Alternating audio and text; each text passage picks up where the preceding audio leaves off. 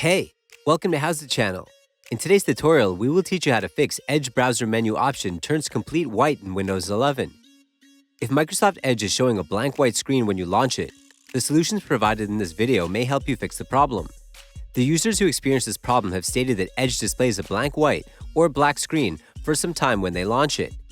The problem appears every time they open the Microsoft Edge web browser. Open Microsoft Edge. As you can see, my browser is not working properly. Let's fix that. Click on the three dots at the top right corner of the window. Choose Settings from the list. Select System and Performance from the left side list. Look for User Hardware Acceleration when available option. Turn the switch off. Click on Restart. Edge should be working as expected. That's it. Thanks for watching the video. Please like it and let us know if you used any of our tips and tricks.